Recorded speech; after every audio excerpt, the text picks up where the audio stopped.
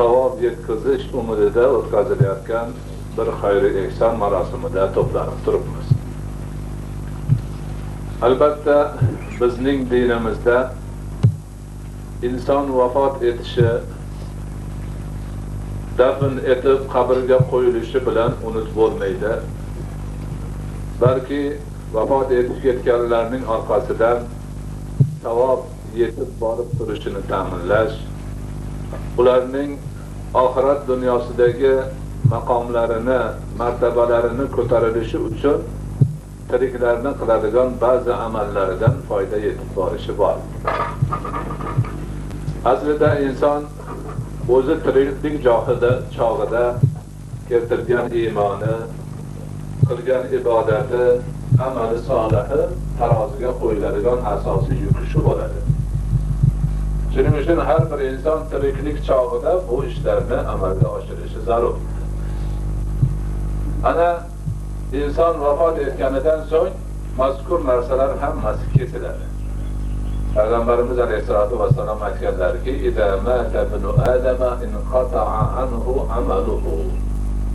Odam bolasi o'lsa, vafot etsa, uning qilayotgan amallari kesiladi.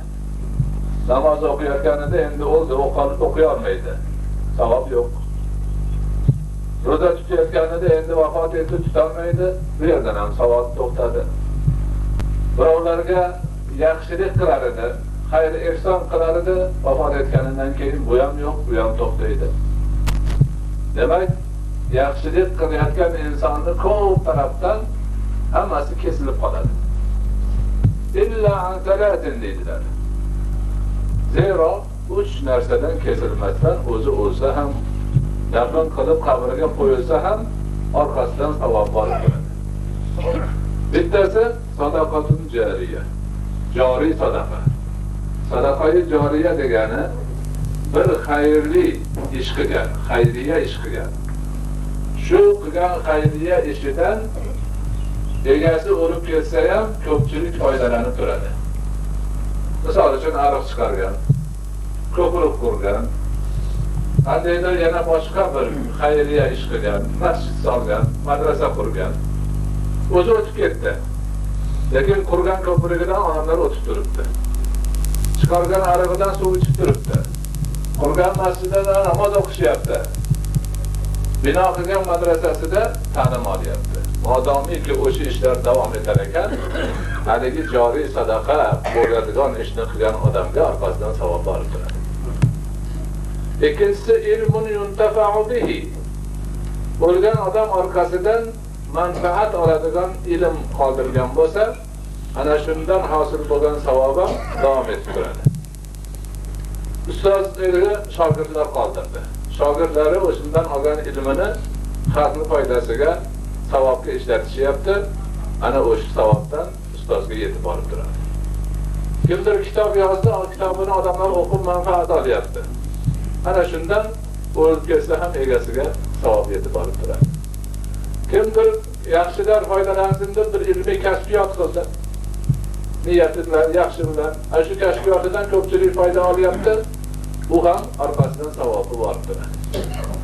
Uchinchisi valadun solihin yad'u lahu.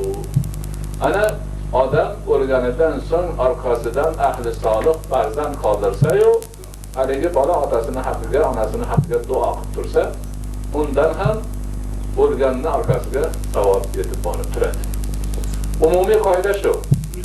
Shu bilan birga yana bir qancha ishlar borki, o'lganning ortidan savob erishish uchun Alloh taolo yo'l ochib qo'ygan shundan. Shulardan eng ulug'i o'lganning orqasidan tiriklarning duo qilishi. Alloh taolo Qur'onda o'zi aytib qo'ygan, islom ummatining sifatini bayon qilayotganda aytganki, Auzubillahi minash-shaytonir-rojim. Bismillahir-rohmanir-rohim. Vallazina ja'u min ba'dihim yaquluna robbana ighfir lana va li ikhwanina allazina sabaquna bil iman. Mo'min musulmonlar shunday kishilarki, ularni ortidan kelganlari, keyin kelganlari oldingilarning haqqiga duo qiladi. Ey Robbimiz, bizni mag'firat qil, gunohlarimizni kechirgin-da, shu bilan birga bizdan oldin iymon bilan o'tgan birodarlarimizni ham gunohini kechirgin. Ana o'sha duodan o'tganlar manfaatdor bo'ladi. İmam Buxoriyning Al-Adab al-Mufrad nomli bir kitoblari bor. Shu kitobda duoni haqida ketganda aytadilarki, bir hadisni Rasul Akram alayhisolatu vasallamdan rivoyat qiladilar. Oxiratda ruhlar to'planib turgan joyda bir kuni qarasa, bir odamning martabasi ko'tarilib qoldi. Hamma hayron. So'rov-savol boshlanibdi. Bu odam oxirat dunyosida ruhlar bilan turibdi biz bilan. Hech narsa qilayotgani yo'q. Qilishi ham mumkin emas. Lekin birdaniga ko'pchilikning ichida buni martabasi ko'tarilib qoldi. Nima sababki? Deganda o'sha savolning javobiga aytilar ekanki, bu odamning haqqiga yorug' dunyoda kimdir duo qildi. Ana o'sha duo qabul bo'lib, buni martabasi ko'tarildi. Ana demak tirik yurgan mo'min musulmonlar o'lib ketgan yaqinlari, dindosh birodarlarning haqqiga duo qilsalar, duo o'sha tarzda ularni, o'lganlarni martabasini ko'tarilishiga sabab bo'ladi. Ana shuning uchun duo qilish o'lganlarni yo'qlab, mo'min musulmonlarning tirigini o'liklari oldidagi burch hisoblanadi. Endi o'tganlarga beg'araz, nihoyatda qabul bo'ladigan, doimiy davom etib turadigan duo qanaqa desa, bu namozxonlarning duosi. Chunki har bir namozxon 2 rakat bo'ladimi, 3 rakat bo'ladimi, 4 rakat bo'ladimi namozini tugatishda duo qilganda Allohumma g'firli va li validayya deydi. Duo namozdan keyin to'xtovsiz qabul qilishining va'dasi bor. Ana namoz o'qib, pokilib, gunohlaridan tavba qilib, eng duosi qabul bo'lganda birinchi o'ziga, keyin o'tib ketgan ota-onasiga yoki tirik yurganga duo qiladi. Ana eng yuqori oliy maqom shu. Boshqa vaqtlarda ham qachon o'tganlarini yo'qlab duo qilsa, inshaalloh o'sha o'tganlarga demak manfaati yetib turadi.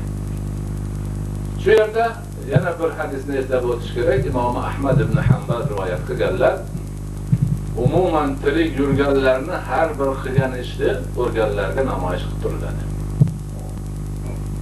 Hadisning ma'nosi shuki, tiriklarni qilarida ishtirok eta olmaganlarga, musibatda turganlarga ta'ziya izhor qilish uchun 3 kun muddat beriladi.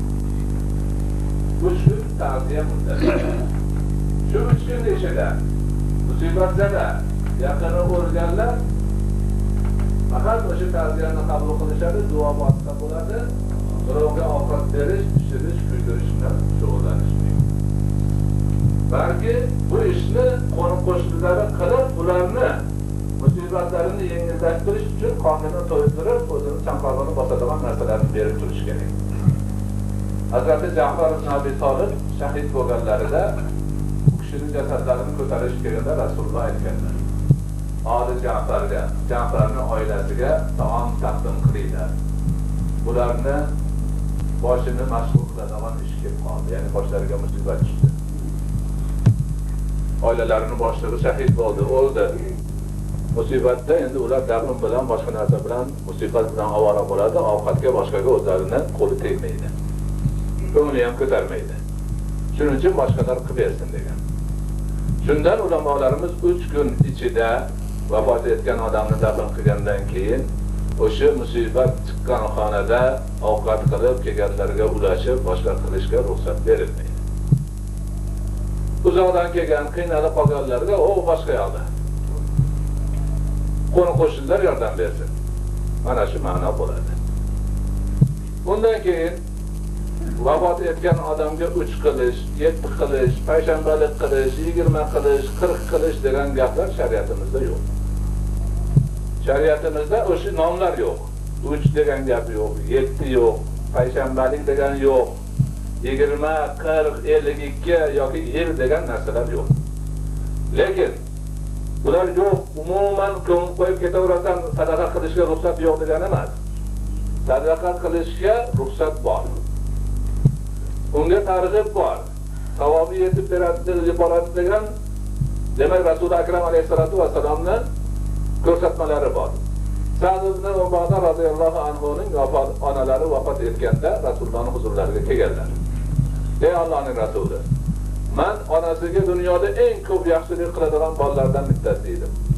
Endi onam bo'lib qoldilar. Nima qilaman? U kishiga vafotlaridan keyin ham yaxshilik qilishim mumkinmi? Deganlarda sadaqa qil deganlar. Ana sadaqa qil deganlaridan keyin Sa'd ibn Uboda, ey Allohning rasuli, siz guvoh bo'ling, Madinadagi xurmo bog'im onamning nomidan sadaqa dedilar. Butun bir boshli xurmo bog'ini Madinadagi beva bechora kambag'allarga vaqf qilib qo'ydilar. Ana o'sha bog'dan Madina aholisi mehmonmi kim bo'lsa, xurmosidan yeydimi, soyasida o'tiradimi, qanday bir manfaat topsa, hosil bo'lgan savob hammasi Sa'd ibn Uboda radhiyallohu anhuning onalariga yetib qoladigan bo'ldi. Bir muddat o'tib, u kishi yana keldilar. Yana o'sha savolni berdilar. Yana Rasulullohdan sadaqa qil degan javobni oldilar.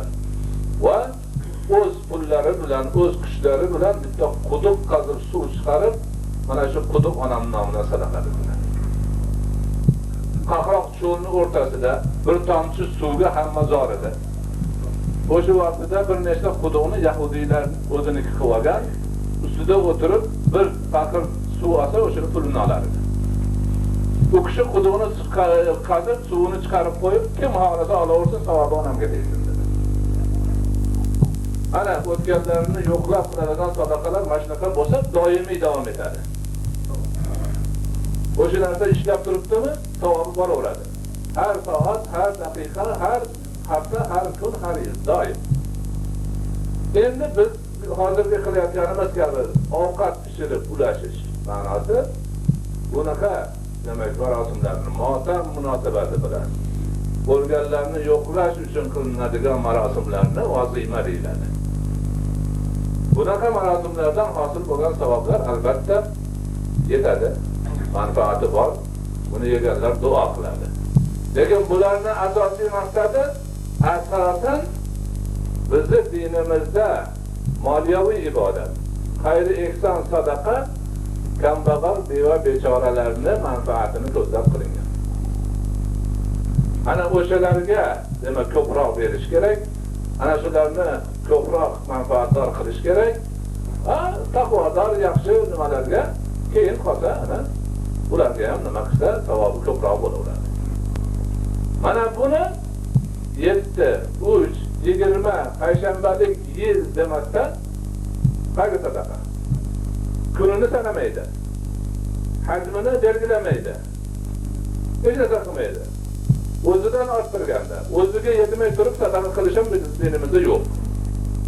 O'zidan ortdi, bir ortiqcha turibdi.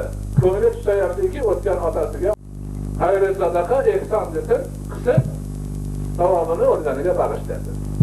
Buni hikmati nima? Shariatimizda bir hikmat narsa yo'q. Misol uchun aytdiki, birovni otasi yoki onasi yoki yaqini o'lsa, 7 kun o'tganda bitta qo'y so'yib, xudoya qilmasa otasiga falon bo'ladi desa. Nima bo'ladi? Topgan so'yib qiladi. Topmagan nima qiladi? Topmagan qarz oladi. O'likni yo'qlayman deb tirikni rizqini qiyadi, qiynaydi. Bu bizning shariatimizga xilof bo'ladi. Bizning shariatimizning maqsadi xayr ehsondan kambag'al foyda topsin degan. Bu yerda kambag'al zarar topib beradi.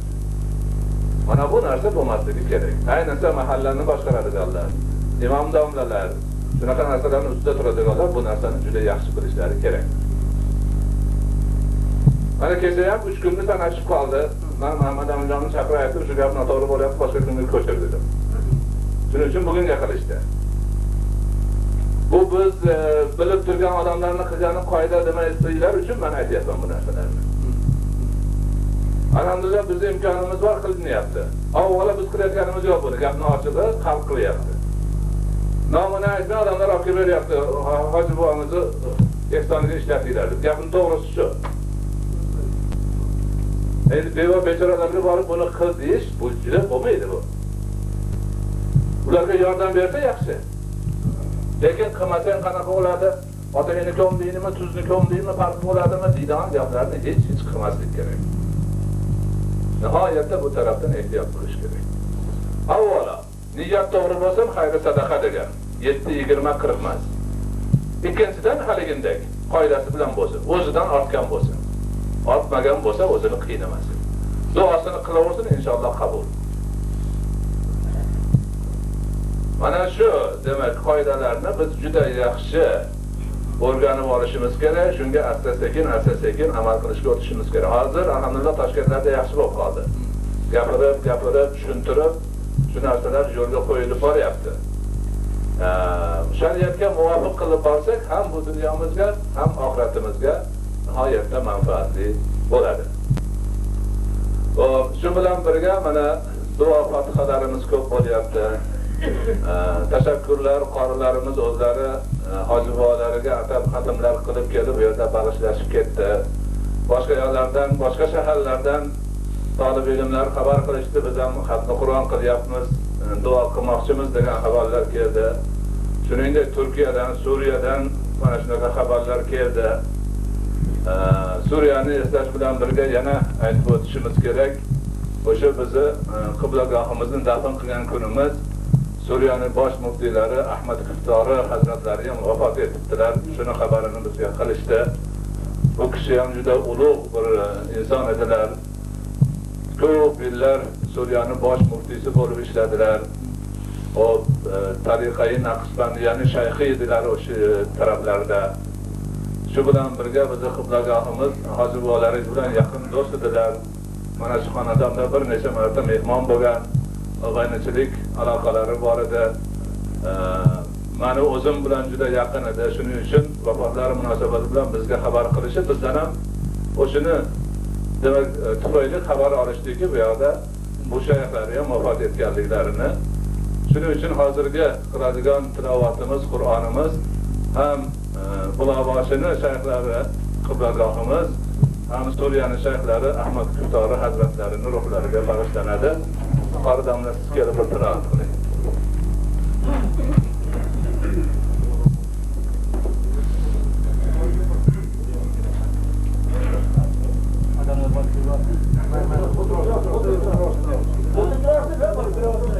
أعوذ بالله من الشيطان الرجيم. بسم الله الرحمن الرحيم.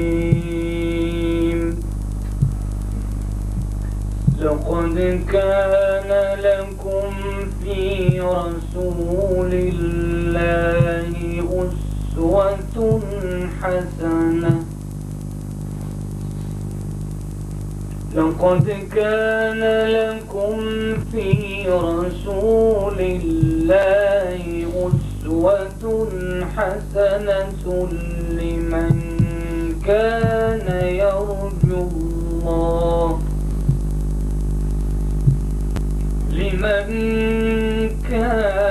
يرجو الله واليوم الآخر وذكر الله كثيرا.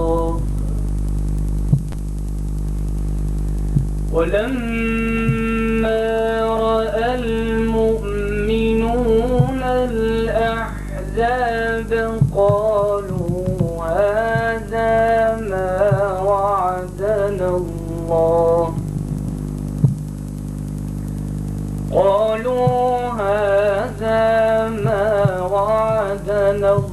الله ورسوله وصدق الله ورسوله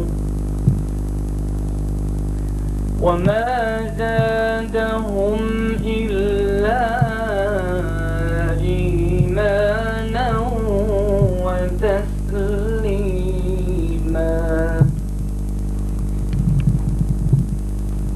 من المؤمنين رجال صدقوا ما عاهدوا الله عليه فمنهم من قضى قضى نحبا ومنهم من ينتظر وما بدلوا تبديلا ليجزي الله الصادقين بصدقهم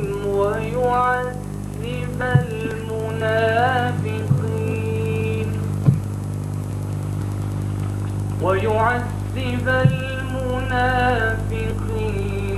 إن شاء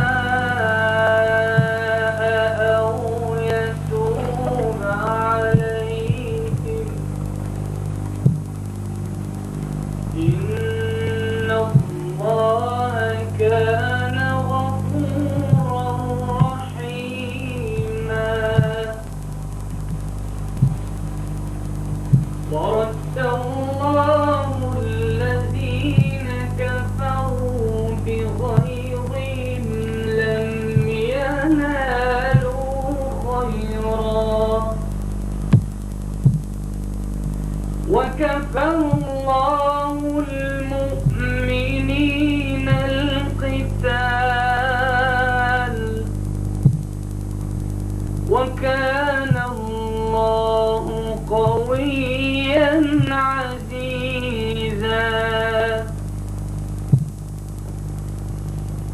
وأنزل الذين ظاهروهم من أهل الكتاب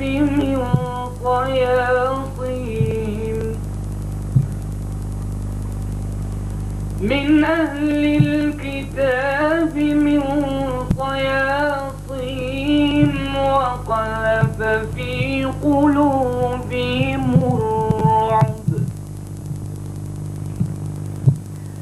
وقذف في قلوبهم الرعب فريقا تقتلون وتأسرون فريقا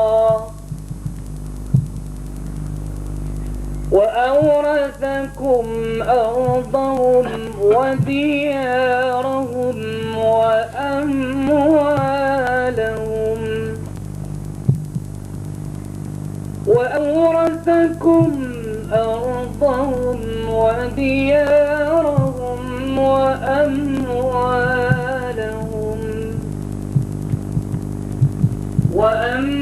وأموالهم وأرضا لم تطئوها وكان الله على كل شيء قديرا صدق الله العظيم سبحان ربك رب العزة عما يصفون وسلام على المرسلين والحمد لله رب العالمين آمين. İlahi Perverdigara ushbu qilingan xayri ihson, ma'ruzalar va o'qilgan tilovati Qur'onlardan hosil bo'lgan savoblardan barcha mo'min va mo'minotlarni o'tganlarini bahramand qilgan.